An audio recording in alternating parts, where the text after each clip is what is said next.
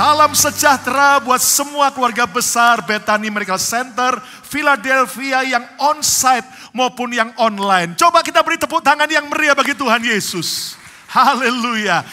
Bagi saudara yang online, coba Anda boleh ketiklah dan semua kita katakan Yesus teramat baik. 2, 3. Yesus teramat baik. Sekali lagi, Yesus teramat baik. Beri tepuk tangan yang meriah bagi Yesus Tuhan. Haleluya. Silakan duduk kembali Bapak Ibu semua. Pernahkah Anda mendengar orang lain berkata, kamu nih loh, kok nggak ngerti-ngerti sih perasaanku? Pernahkah saudara atau pasangan Anda berkata demikian? Kamu nih loh kok sudah lama nikah, sudah lama kenal aku, tapi kok nggak ngerti-ngerti sih perasaanku? Itu hal yang wajar, semua orang ingin agar dimengerti perasaannya oleh orang lain. Pernahkah Anda marah dan tersinggung karena Anda merasa kurang dihargai, tidak dihormati? Ditanya enggak, jawab. Pernah enggak? Oke, itu normal. Pernahkah Anda merasa sedih dan jengkel atas sikap dan perkataan orang lain? Pernah enggak? Halo? Pernah.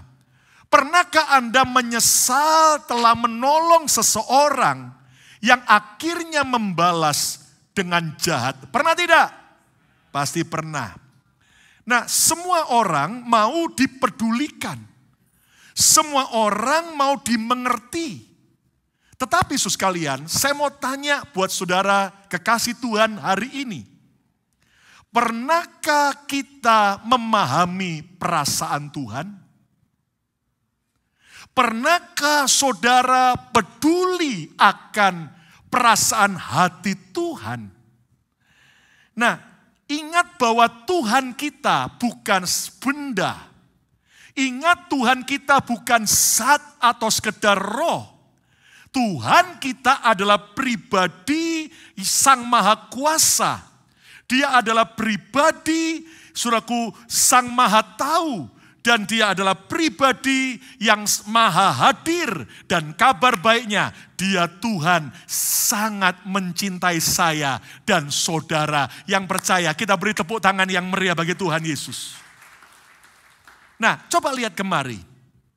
Sebagai pribadi ilahi, jelas Tuhan punya pikiran dan Tuhan punya perasaan. Dan kalau saudara saja, Anda ingin perasaan saudara dimengerti oleh orang lain. Pernahkah saudara peduli akan perasaan Tuhan? Berapa banyak selama ini kita egoisnya bukan main. Kita mau dimengerti oleh orang lain. Kita mau Tuhan ngerti kita. Bahkan kita nyanyikan sambil nangis.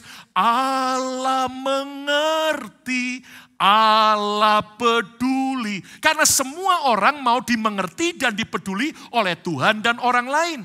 Tetapi pertanyaannya, maukah kita mulai hari ini mengerti perasaan Tuhan? Mau belajar mengerti isi hati Tuhan. Yang mau setuju katakan amin. Belum semua katakan amin. Nah, saudaraku, kita akan belajar sebuah khotbah dengan judul Understanding God's Feeling. Memahami perasaan Tuhan. Mengerti perasaan Tuhan. Saudara, kalau saudara saja mau dimengerti oleh orang lain, sebenarnya Tuhan juga rindu agar saudara ngerti perasaan Tuhan. Maaf ya, kita ini sangat egois sekali. Kita marah, tersinggung karena kita mempedulikan perasaan kita. Tanpa pernah kita peduli akan perasaan Tuhan. Nah, kalau dia terlalu cinta kepada kita, dia terlalu baik buat kita, Mari mulai hari ini kita belajar memahami perasaan Tuhan, memahami isi hati Tuhan. Yang mau ayo coba yang online coba ketiklah dan semua saudara katakan bersama saya mau memahami perasaan Tuhan. 2, 3 keras. Saya mau memahami perasaan Tuhan. Lihat Efesus 4 ayat 30. Mari kita akan baca bersama-sama dalam Alkitab Indonesia Terjemahan Baru. Semua baca. 2, 3. Dan janganlah kamu mendukakan Roh Kudus Allah. Lihat bagaimana Roh Kudus bisa didukacitakan. Roh Kudus bisa bersedih. Lihat sekarang dalam terjemahan bahasa Indonesia sehari-hari. Semua baca sama-sama. 2, 3. Janganlah menyedihkan hati Roh Allah. Saudara lihat dalam The Message Bible, don't grieve God. Jangan buat Tuhan sedih, susah. Don't break his heart. Jangan buat hancur hati Tuhan. Nah lihat dari ayat ini kita tahu bahwa Tuhan punya perasaan. Dan perasaan Tuhan itu, saudaraku, harus kita pedulikan. Karena dia sangat cinta kita. Coba saya mau tanya, siapa saudara yang cinta Yesus? Angkat tangan. Kata bersama saya cinta Yesus. 2, 3. Kalau kita cinta Yesus, mari belajar peduli akan perasaan Tuhan.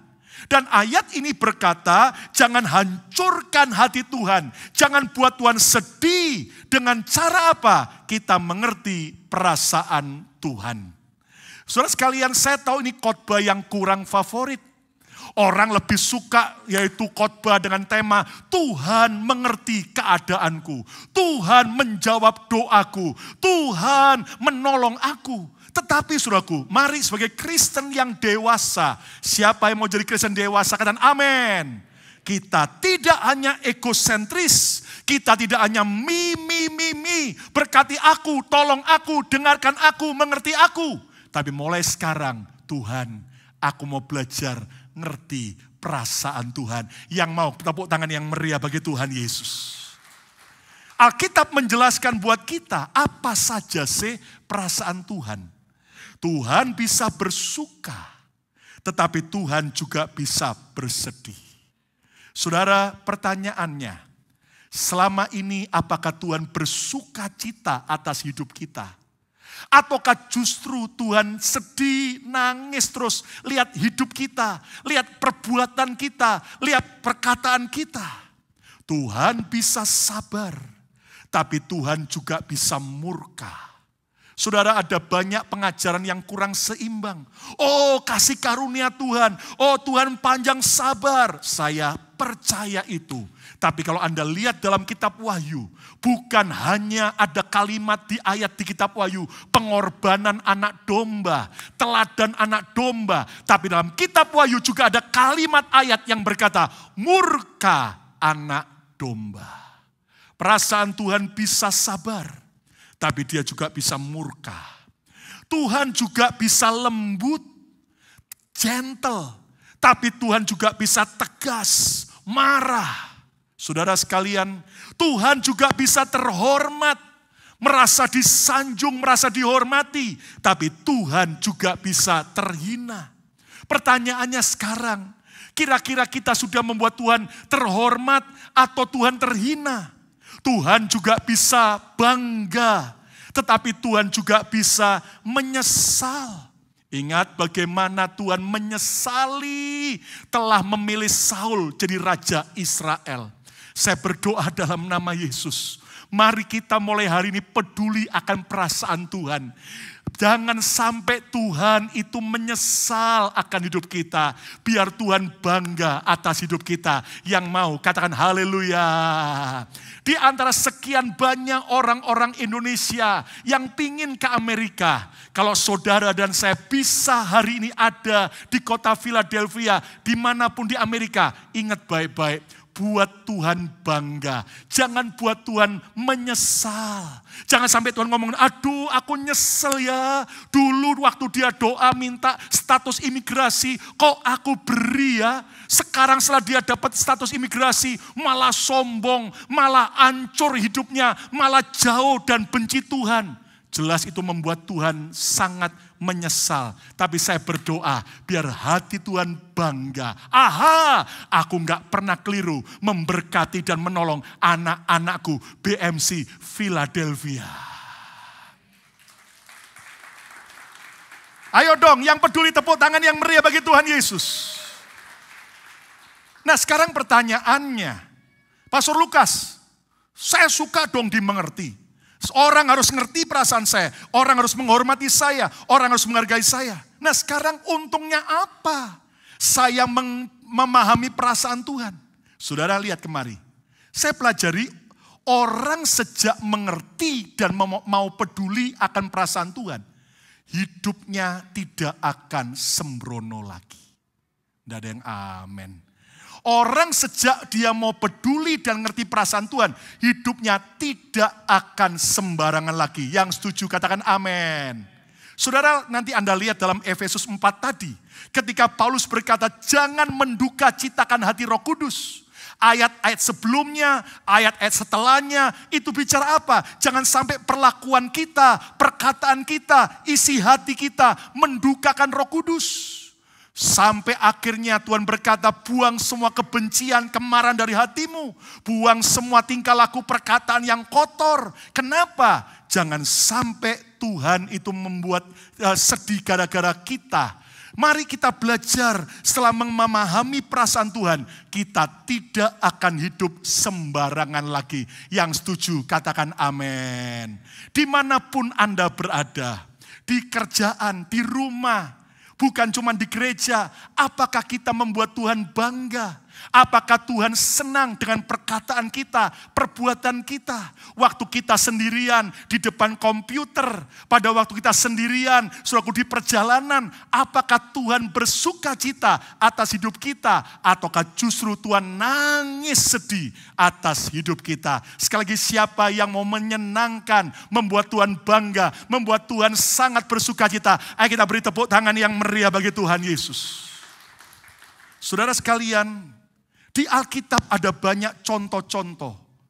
Ada orang-orang yang tidak peduli akan perasaan Tuhan. Sebaliknya ada orang-orang yang sangat peduli akan perasaan Tuhan. Saudara ingat dua orang anak daripada yaitu Adam dan Hawa, Kain dan Habel. Mereka sama-sama mau mempersembahkan korban bagi Tuhan. Kan bagus Pastor Lukas, oh bagus. Tetapi Anda tahu kenapa persembahan Habel saja yang diterima Tuhan, Kain tidak? Loh bagaimana mereka tahu mana yang diterima dan mana yang tidak? Anda tahu pada waktu itu mereka membangun mezbah, mereka mau letakkan korban bakaran, tetapi mereka tidak menaruh api. Mereka hanya menyembah Tuhan dan mana persembahan yang diterima Tuhan, itu akan dikirimkan api dari surga, wush.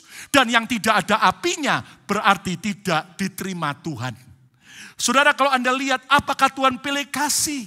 Oh karena Habel mempersembahkan kambing domba ada darahnya. Itu gambaran Kristus. Oh saya percaya akan kuasa Kristus. Saudara sekalian tetapi ternyata kalau Anda baca jeli. Sikap Kain dan Habel beda. Habel itu mau menyenangkan Tuhan. Kain gak peduli akan perasaan Tuhan. Yang penting orang tahu saya sudah mempersembahkan korban. Buktinya apa? Coba baca jeli nanti dalam kitab Kejadian. Alkitab berkata, Habel mempersembahkan anak sulung kambing dombanya. Yang sulung, yang nomor satu, dia persembahkan. Karena Habel ingin menyenangkan Tuhan, dia beri yang terbaik. Sementara Kain gak peduli. Alkitab berkata Kain mempersembahkan sebagian dari hasil dari pertaniannya. Ada sebuah terjemahan lain yang ternyata Kain asal-asalan kasih persembahan bagi Tuhan. Dan di situ Tuhan lihat hati Kain, Tuhan lihat hati Habel. Mereka beda. Yang satu peduli akan perasaan Tuhan, yang satu cuek, yang penting saya lakukan tugas saya. Saudaraku, orang juga sama. Ibadah sama-sama ke gereja. Ada orang yang peduli perasaan Tuhan. Ada yang don't care. Yang penting saya diberkati. Saya ditolong Tuhan. Kalau saya tidak ke gereja, nanti saya dicari sama Pastor Lukas. Lebih baik saya store muka saja. Jelas beda. Saudara-saudara, kalau saudara mau buat Tuhan senang, mari kita belajar perhatikan, pedulikan perasaan Tuhan. Buat Tuhan bangga. Saya yakin kalau orang bangga dan mau buat senang Tuhan, kebaktian gak pernah absen. Kebaktian gak pernah mau terlambat lagi. Kebaktian beri yang terbaik buat Tuhan. Tepuk tangan yang meriah bagi Tuhan Yesus. Lihat perbedaan Raja Saul dengan Daud. Saul gak pernah peduli akan perasaan Tuhan. Yang penting adalah mi. Dia bingung ketika rakyat mau meninggalkan dia. Dia bingung ketika orang-orang memberi usulan yang menyenangkan mereka. Tapi Daud lihat, dia bilang begini, Tuhan, engkau boleh ambil apapun juga, asal jangan ambil Roh Kudus-Mu dari hidupku. Kenapa? Karena Daud punya kerinduan menyenangkan Tuhan. Dia enggak bilang begini, Tuhan jangan ambil kekayaanku please. Ambil rohmu enggak apa-apa. Itu Saul.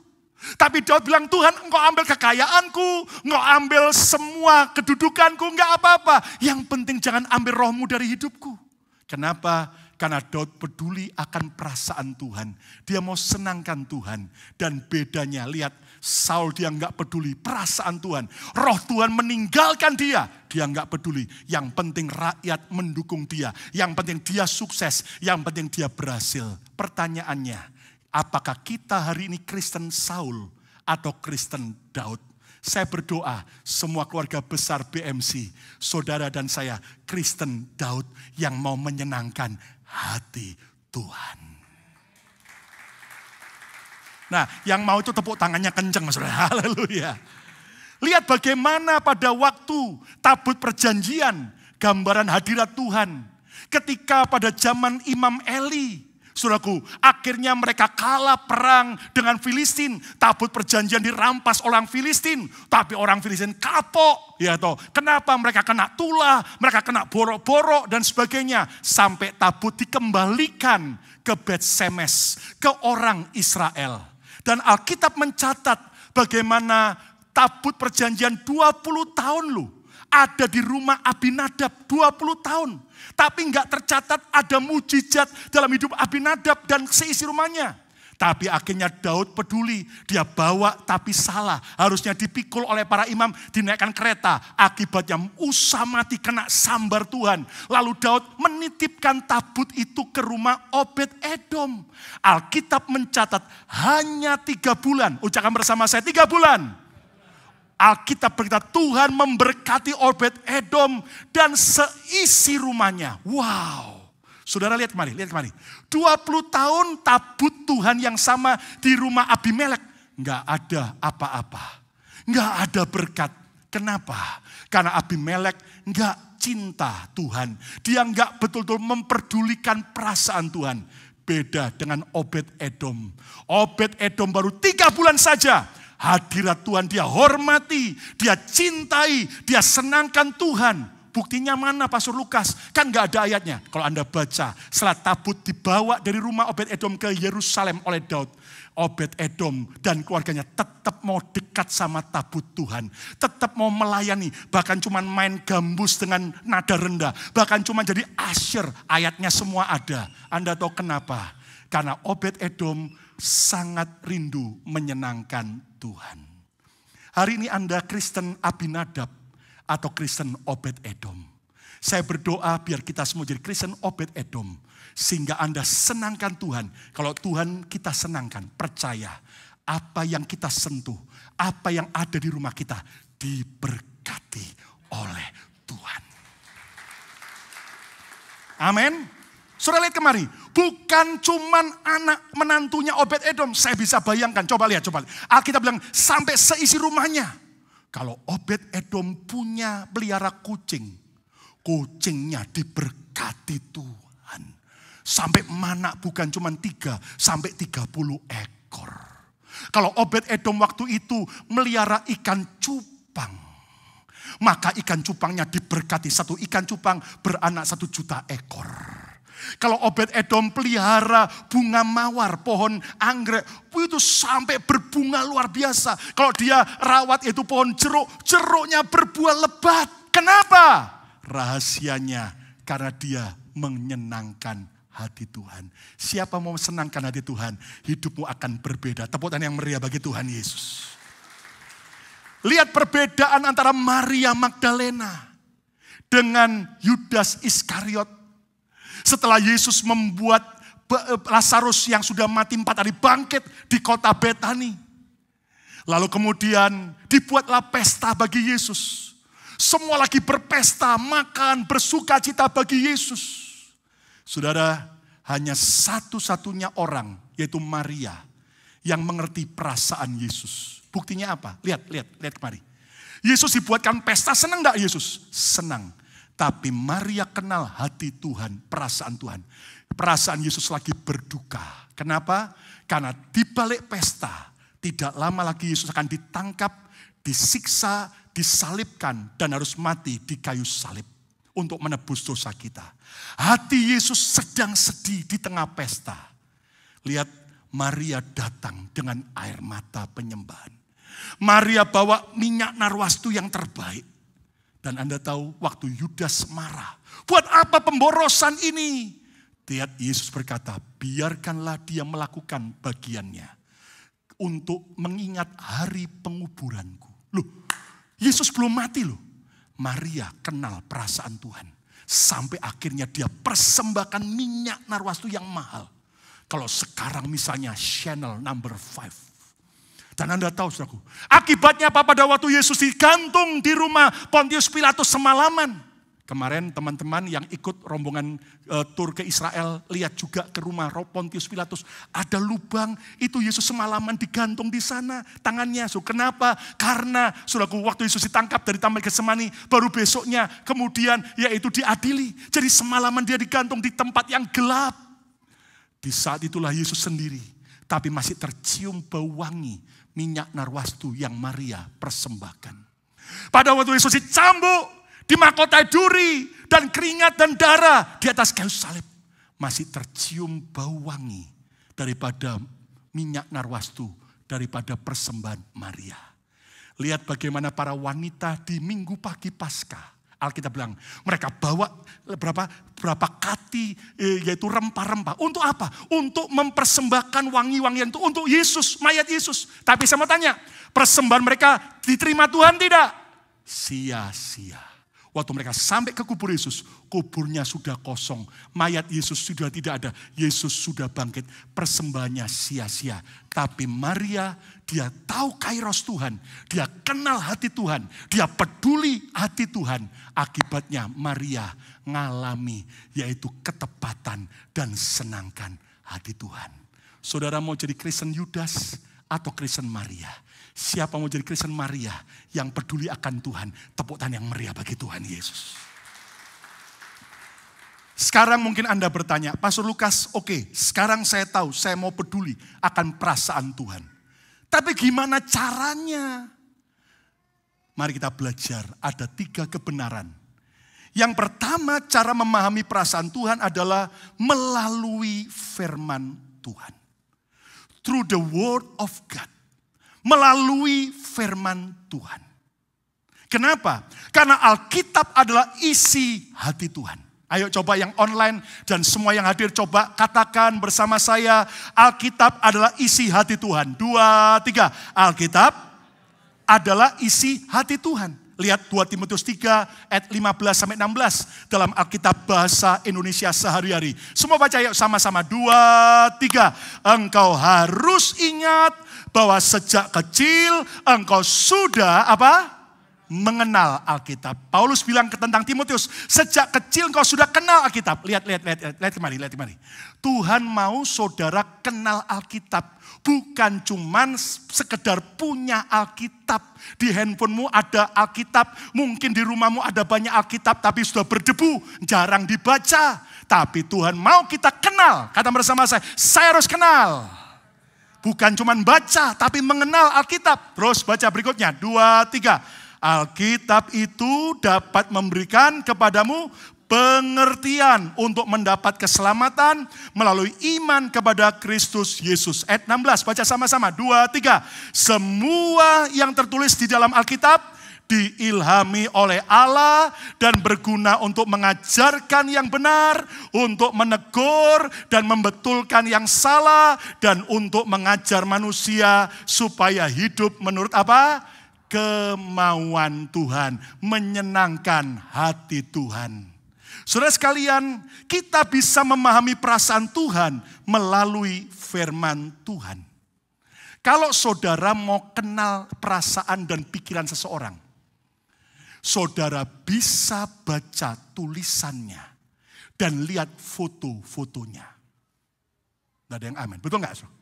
Saudara sekarang gampang, di sosial media, orang seringkali mengekspresikan, mencurahkan perasaannya, kesenangannya, atau juga mungkin kesedihannya. Wih, orang sekarang ngeri banget, saudara.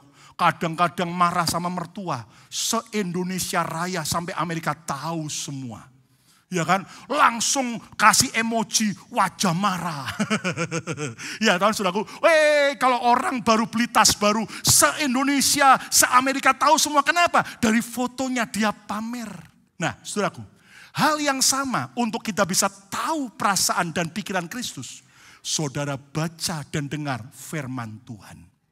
Nah, saudaraku, satu kali ketika Madonna, penyanyi lagu dunia yang ngetop waktu itu.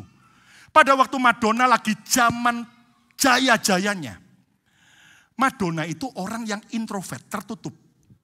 Jadi berkali-kali wartawan di Amerika mau mencoba mewawancarai dia. Buat eksklusif wawancara, dia tolak. Saudaraku, selalu orang ditolak, tidak boleh kenal pribadinya Madonna. Kenapa? Karena dia introvert, dia tertutup, dia bangun benteng. Rumahnya yang ada di Beverly Hills, di California, saudaraku, itu betul-betul tertutup. Sampai akhirnya seorang wartawan, dia pingin buat buku biografi Madonna. Tapi sudah hubungi, selalu ditolak oleh ajudannya, oleh bodyguardnya. Nggak bisa, ditolak terus. Lalu wartawan ini punya ide gimana caranya bisa tulis tentang Madonna. Saudara, apa yang dia lakukan? Dia amati rumah Madonna. Lalu dia timbul ide. Dia sewa gudang, dia sewa truk untuk apa? Di jam tertentu saat itu sampah dari keluarga Madonna dikeluarkan keluar. Karena mau diambil oleh kota untuk dibuang sampah. Maka wartawan itu lebih dulu mendatangi sampah itu dari rumah Madonna. Lalu dimasukkan ke truknya. Dibawa ke gudang, itu sampah dari rumah Madonna dibongkar, satu persatu ditata. Saudara, dari minggu ke minggu, bulan ke bulan, dia amati kesukaan Madonna dari sampahnya. Dia lihat, oh ternyata Madonna ternyata suka makan Chinese food. Dari mana bisa tahu? Dari sampahnya. Oh ternyata Madonna suka belanjanya di mana ya? IBK atau Amazon kah? Ya, atau yang lain. Waduh tahu. Lalu Madonna kira-kira minumnya apa ya? Lalu diteliti semua dari sampahnya loh. Bekas sampahnya. Akhirnya wartawan itu setelah dia observe, dia tulis buku sampai bestseller dan ternyata Madonna ngakui ini orang hebat. Kok bisa kenal saya persis? Kenapa? Karena dia mau belajar bahkan dari sampah-sampah rumah Madonna. Mulai sekarang hati-hati kalau Anda buang sampah. Anda periksa baik-baik, jangan-jangan ada orang mau mengutit Anda, ya kan? Nanti dibongkar, Pak Lukas sukanya belanja di mana? Dan saudaraku, lihat kemari. Demikian juga dengan Tuhan. Kita bisa kenal perasaan dan pikiran Tuhan melalui bukan sampahnya, firman-Nya. Dan kabar baiknya, lihat kemari. Madonna orangnya tertutup, tidak mau diketahui orang lain. Tapi kabar baiknya, Tuhan Yesus terbuka. Dia datang pada kita, dia rindu kita kenal dia melalui firman-Nya. Yang percaya, tepuk tangan yang meriah bagi dia. Tangkap setiap pewahyuan firman yang kau baca maupun yang kau dengar dari khotbah, dari Roh Kudus yang akan membuat saudara kenal kesukaan hati Tuhan. Gini ya, ada banyak orang dengar khotbah yang sama, baca ayat Alkitab yang sama, tapi beda-beda penangkapannya. Coba ya, saudara, Anda bisa kenal Tuhan itu melalui firman-Nya. Itu sebabnya, ingat ya, mulai sekarang saat Anda baca Alkitab atau saat Anda dengar khotbah, jangan bersikap seperti jaksa penuntut di pengadilan. Saudara, saya kadang-kadang mendampingi jemaat di pengadilan. Anda tahu, jaksa penuntut di pengadilan itu bawa kertas, bawa bolpen, selalu dia cari kekurangan, kelemahan daripada orang yang sedang diadili. Salah ngomong dikit aja langsung dicatat. Keliru dikit aja bersikap langsung dicatat. Jaksa penuntut itu selalu catat dan cari kekurangan daripada orang yang diadili. Maaf kata banyak orang Kristen sekarang, kalau dengar khotbah baca kitab seperti jaksa penuntut. Pak Lukas salah ngomong berapa kali. Dia ngomong haleluya, amin, suruh tepuk tangan berapa kali dicatat. Dan orang demikian gak akan pernah dapat berkat apa-apa. Mulai sekarang rubah, kita bukan jaksa penuntut. Kita seperti orang yang berdandan di depan cermin. Ibu-ibu, Bu, tadi sebelum ke gereja sudah berdandan tidak? Ke depan cermin enggak?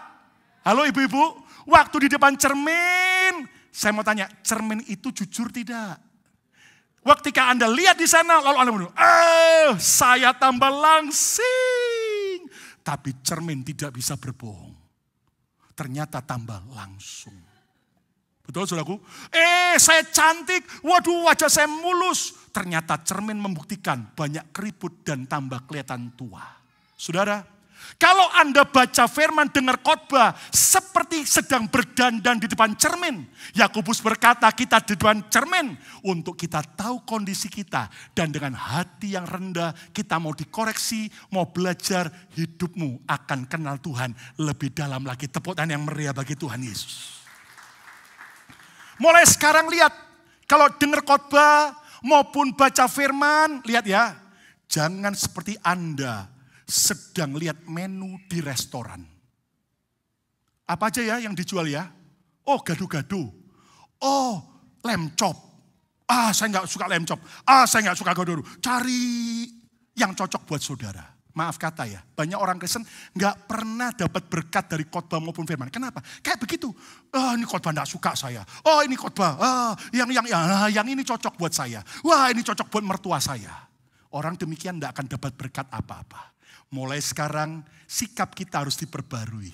Setiap kali Anda baca firman, dengar khotbah, saudara seperti sedang cari tahu apa yang disukai kekasih Anda. Saudara pernah pacaran?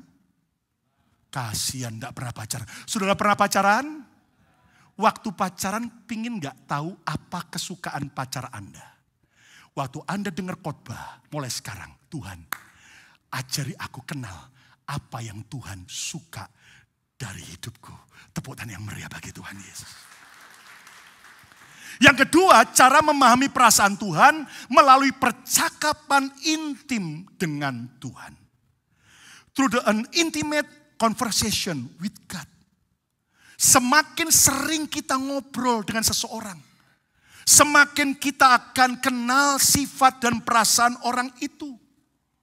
Nah, obrolan yang akrab dengan Tuhan akan membuat saudara bisa kenal Tuhan lebih dalam lagi. Pastor Lukas, saya kan manusia berdosa, gimana saya bisa ngobrol dengan Tuhan? Ini ayatnya, lihat Mazmur 25 ayat 14. Yuk kita baca sama-sama dalam Alkitab terjemahan bahasa Indonesia sehari-hari, bahasa terjemahan baru. Yuk baca sama-sama, 2, 3. Tuhan bergaul karib dengan orang yang takut akan Dia. Dan perjanjiannya diberitahukannya kepada siapa? kepada mereka. Tuhan itu ingin bergaul karib dengan saudara. Bahkan ingin membocorkan rahasia perjanjiannya. Yang percaya katakan amin. Lihat dalam terjemahan bahasa Indonesia sehari-hari. Semua baca 2, 3. Tuhan adalah sahabat orang yang takwa. Ia menyatakan maksudnya kepada mereka. Tuhan itu enggak tertutup kayak Madonna. Dia justru ingin Anda kenal dia. Tapi dia mau bergaul. Ya, dan lihat dalam NCV version, the Lord tells his secrets to those who respect him. Tuhan mau menceritakan rahasia-rahasianya, perasaan Tuhan, hati Tuhan. Kepada siapa? Kepada orang yang hormat akan Tuhan. Katakan amin. He tells them about his agreement. Ayat The Message Bible lihat apa? God friendship is for God's worshipper. Persahabatan dengan Tuhan itu bagi para penyembah Tuhan. Kalau engkau rindu nyembah Tuhan, dia mau bersahabat dengan kita. They are the ones he confides in. Lihat bagaimana Tuhan mau memberitahukan kepada orang-orang yang dipercaya. Siapa mau dipercaya rahasia-rahasia Tuhan. Yang mau angkat tangan saudara. Kita beri tepuk tangan yang meriah bagi Tuhan Yesus. Tuhan rindu bergaul dengan saudara. Pertanyaannya, saudara pingin gak bergaul dengan Tuhan? Kita kadang-kadang, saudaraku, doa itu cuman kalau di gereja. Kalau ibadah begini, selamat pagi Tuhan, puji Tuhan. Tapi kalau di rumah, di pekerjaan, gak pernah ngobrol dengan Tuhan. Nah, cara ngobrol dengan Tuhan adalah ngobrol 2 arah. Kata bersama saya, 2 arah. 2, 3. Tuhan itu hidup. Dan kalau Tuhan hidup, dia bisa bicara tidak? Dia bisa. Jadi ngobrol 2 arah, seperti anak ngobrol sama ayahnya, ya kan? Seperti seorang anak ngobrol sama mamanya, nggak usah kaku, nggak usah takut. Masa sih ada anak kalau mau ngomong sama papanya gini, siap gerak, papaku Lukas Kusuma, saya anakmu Yehuda lapar, mohon dibelikan makanan. Menurut saya itu justru aneh. Anak itu lapar ayo kita pergi ke kepot, ya supaya tidak ngepot. Saudara sekalian, nah kita sama Tuhan juga gitu, ngobrol aja dengan seperti anak pada bapak, seperti sahabat dengan sahabatnya. Ada orang ngomong gini, itu loh orang Kristen loh, kok belagu banget nyanyinya, I am a friend of God, I am a friend of God. Siapa lu? Lu hidupnya penuh dosa kok jadi sahabat Tuhan. Loh. Saudara lihat kemari, bukan kita yang mau berinisiatif bersahabat dengan Tuhan. Justru Yesus yang berkata, aku tidak menyebut kamu lagi hamba, kamu adalah sahabatku. Tepuk tangan yang meriah bagi Tuhan Yesus. Jangan cuman mau didengar Tuhan, tapi mau kita mendengar Tuhan. Maaf ya, banyak orang, Tuhan dengar doaku. Tuhan dari surga tanya, kapan kamu mau dengar aku? Iya kan? Saudara sekalian, jangan sibuk hanya minta kepada Tuhan. Tapi sibuk tanya, Tuhan apa yang kau minta dari hidupku. Jangan hanya tanya, tapi saudaraku ngobrol dan konsultasi. Saudara, ini yang juga saya belajar tiap hari. Pada saat di perjalanan pun saya ngobrol, Tuhan engkau baik. Tuhan aku punya masalah begini. Tolong kasih aku hikmat. Nah saudara ngobrol. Enggak cuma lagi Anda susah Tuhan banyak masalah. Tapi waktu happy Tuhan aku bersuka cita. Tuhan engkau mau apa dari hidupku. Maka engkau akan kenal perasaan dan hati Tuhan. Yang mau tepuk tangan yang meriah bagi Tuhan Yesus. Yang ketiga, yang terakhir. Cara memahami perasaan Tuhan. Melalui kepekaan hati kita. Through the sensitivity of our heart. Melalui kepekaan hati kita. Saudara, saya mau tanya, siapa yang sudah percaya Yesus? Angkat tangan. Saya mau tanya, sejak engkau percaya Yesus, alamat Roh Kudus di mana? Ditanya enggak jawab. Alamat Roh Kudus di mana? Di sorga? No. Di mana? Hati kita. Ayo coba semua yang online coba ketiklah dan semua sudah pegang dada masing-masing. Katakan, hati saya adalah rumah Roh Kudus. 2, 3. Hati saya adalah rumah Roh Kudus. Nah, latih kepekaan Anda setiap hari terhadap suara Roh Kudus, terhadap bisikan Roh Kudus, terhadap teguran Roh Kudus, terhadap peringatan, bahkan pemahaman dari Roh Kudus. Ayat yang terakhir, 1 Korintus 2 ayat 10-11. Karena kepada kita Allah telah menyatakannya oleh Roh. Tuhan itu mau membocorkan, menyatakan rahasianya melalui siapa? Melalui Roh Kudus. Lihat, sebab Roh Kudus menyelidiki segala sesuatu, bahkan hal-hal yang tersembunyi di dalam diri Allah. Roh Kudus itu menyelidiki isi hati Tuhan. Dia kenal isi hati Bapa, dia kenal isi hati Yesus. Ayat 11, yuk baca sama-sama ayat 11. 2, 3. Siapa gerangan di antara manusia yang tahu apa yang terdapat di dalam diri manusia selain roh manusia sendiri yang ada di dalam dia? Terus, demikian pula lah tidak ada orang yang tahu apa yang terdapat di dalam diri Allah. Selain siapa? Selain Roh Kudus. Saudara, belajar latih kepekaanmu akan suara, bisikan, dorongan Roh Kudus. Ingat ya, Tuhan tidak hanya bicara melalui hal-hal yang spektakuler.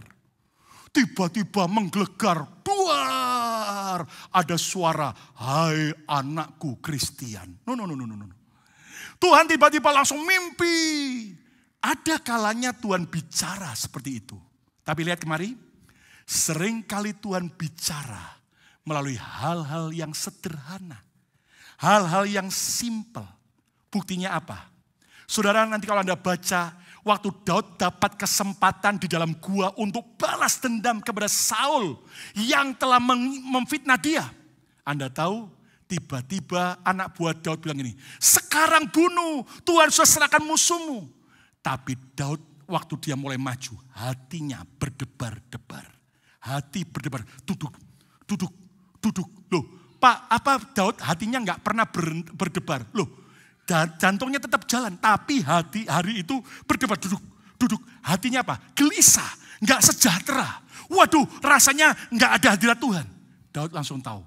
Dia bilang, jangan sentuh orang yang diurapi Tuhan. Dia cuman potong ujung jubah Saul. Dia nggak berani sentuh. Kenapa?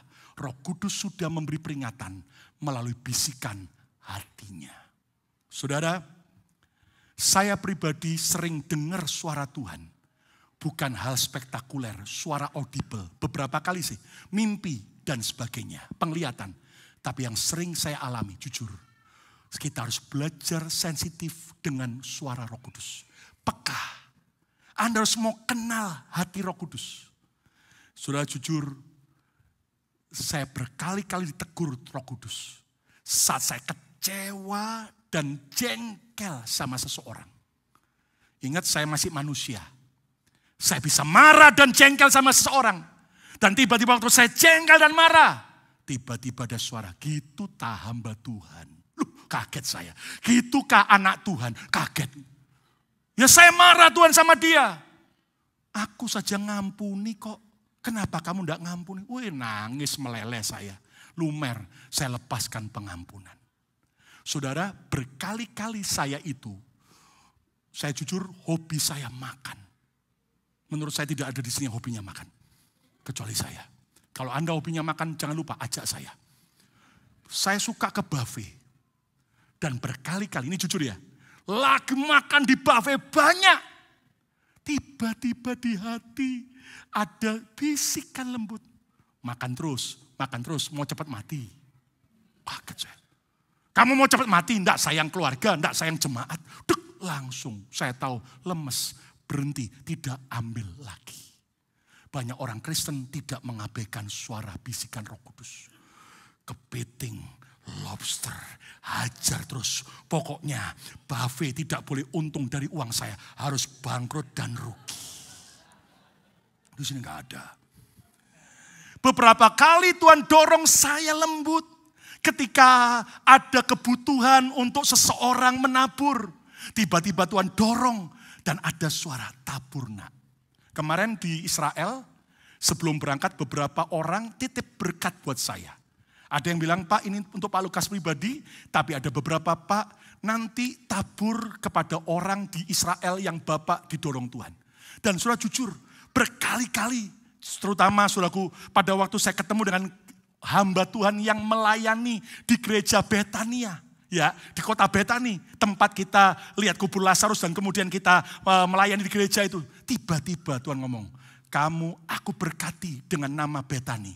Berkati hambaku itu juga. Saya salurkan berkat. Dan Anda tahu saudaraku, saya belajar untuk taat. Kadang-kadang kalau kita nggak mau taat, kita nggak mau peka, gitu, nggak mau keraskan hati. Maka engkau tidak akan dapat yang namanya perkenanan Tuhan. Bahkan lagu pujian yang Anda mau nyanyikan tiap hari. Jangan lagu yang Anda suka. Emangnya pujian nyenangkan saudara? Pujian kan mau nyenangkan Tuhan. Tanya Roh Kudus, hari ini kau mau lagu apa yang aku nyanyikan? Bahkan juga Tuhan seringkali menuntun melalui impresi hati.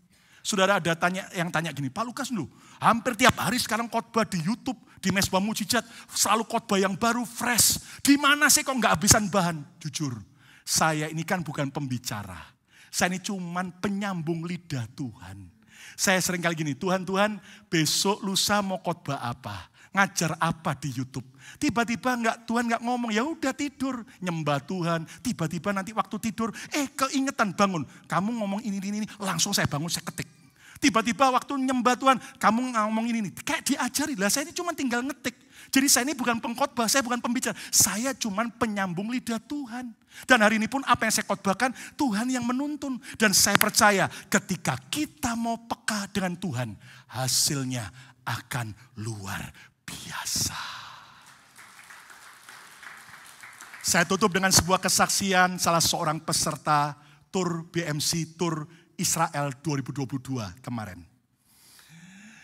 Pengusaha ini sebelum berangkat ke Israel ngalami banyak masalah.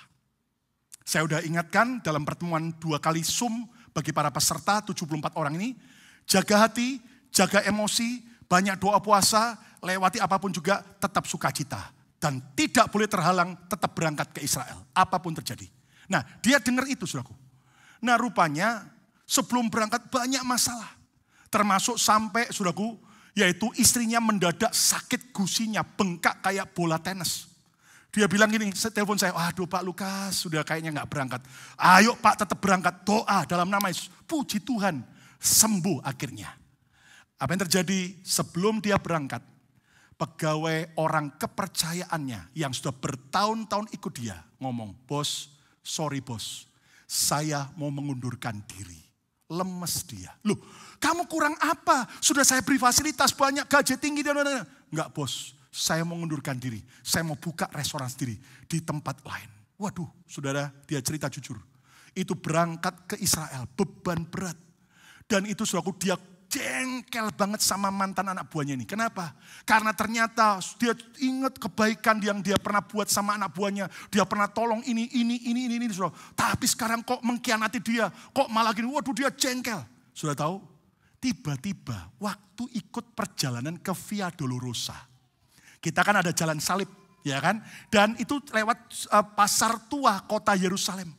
Dan itu di sana banyak copetnya, saudaraku. Jadi kita ini pakai kode, ya kan, pakai walkie-talkie kita kode. Barang air dingin, itu artinya awas ada copet. Jangan ngomong awas ada copet. Mereka ngerti bahasa Indonesia, marah. Tahu kalau copet, saudara tahu. Jadi air dingin, jadi semua. Nah, saudaraku, lagi rombongan jalan. Tiba-tiba dia itu nangis. Di pasar loh, nggak ada yang doain, nggak ada yang tumpang tangan. Nangis menjadi-jadi. Dia bilang ini, tiba-tiba saya itu waktu jalan Via Dolorosa berat kayak gini. Saya mulai ngerti perasaan Tuhan. Waktu dia dicambuk, waktu dia disalibkan, mikul salib jatuh. Sampai begitu, aduh saya nangis. Dan Tuhan ngomong gini, aku saja mau ngampuni mereka yang menyalibkan aku. Kok kamu enggak mau ngampuni pegawaimu itu? Dia langsung lumer. Dia langsung ampuni. Pas di kota tua Yerusalem, di perjalanan Via Dolorosa. Dia cerita sejak dia ampuni pegawainya. Plong, lega. Maka dia bersuka cita. Sampai akhirnya dia pulang. Saya tanya kemudian, gimana? Apa pegawai enggak jadi keluar? Tetap dia keluar.